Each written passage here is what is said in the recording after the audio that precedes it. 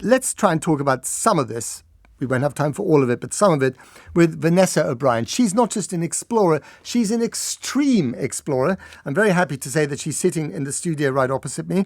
She wrote a book, many books, but her most famous book was called To the Greatest Heights. It was published in 2021. Vanessa, good to see you on the program. Good to see you. Not only did you go to the greatest heights, you went to the top of Everest, you also went to the greatest depths by going to the bottom of the Mariana Trench, 30,000 feet deep.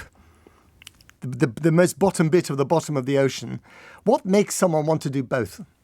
So, yes. So I'm the first woman to reach extremes on land, sea, and air. So land, of course, is Mount Everest. Yeah. Sea is bottom of Challenger Deep. And space is passing the Kármán line. I forgot space. Yes, sorry. That's yes. okay. Right, on New Shepard NS-22. So it's for me, what's important is the ability to give back. I like to do things for scientific purposes, and because of climate change, there are reasons to go and to take samples and to learn more about the world in which we live. So that's what drives me, and that's why I'm willing to take that risk. When we look at the people that were on board Titan, I think we have 5 different individuals with different psychological mindsets. We have a CEO. And expertise. And expertise, that's right. We have a CEO trying to build a business. So his motivation is very different. He's trying to go out there and say, look, this is a legitimate company, a legitimate business. I'm even behind it so much so that I'm going to go in the submersible myself, right? Look, he's a passenger. Right. As we know, this was not certified. Of the 11 submersibles that could go greater than 4,000 meters, this was the only one not certified. Yeah. Okay, so it's a big warning sign. Would you have gone on it yourself? I absolutely would not have gone on it. Because of the lack of certification? Because of the lack of certification and because it was made with 2 different materials. It was made with titanium and it was made with carbon fiber. Both of those materials will expand and contract at different rates. Where they meet and where they form that seam, water will go to that place and will take advantage of that, and that's where it will have that implosion. Can you describe the degree of pressure that a vessel like that will encounter at 4,000 meters, or probably this happened maybe at 2,000 meters? What is the degree of pressure that bears down on a vessel? Yep, at 3,800 meters, that's 5,600 pounds per square inch. So take a square inch, that's the size of a postage stamp. Yeah. 5,600 pounds, I said that's about the weight of a Land Rover. So something as small as, say, the tip of my fingernail, 5,600 pounds, everywhere that size of that form of pressure. So imagine that seam where these 2 different coefficients of materials hits that pressure point. It won't. So on the whole vessel, it's like the Empire State Building, basically, on top of the whole thing. Yeah, whatever.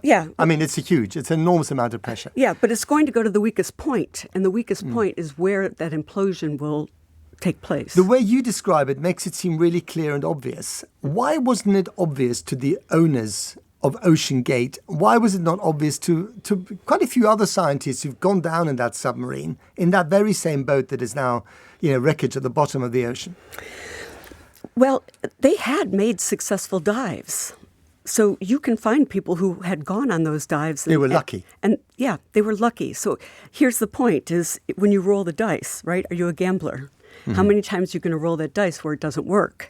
So there were people who had done it successfully. The problem is how many times is it going to take until it pops, literally implodes? So I think that they thought that they could get away with it a little longer. They didn't know because it wasn't certified. They didn't pressure test it.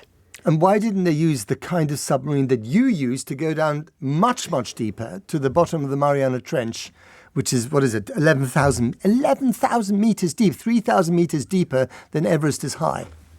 Well, that cost $40 million and took a long time to build, and it would take a longer time to certify. Right.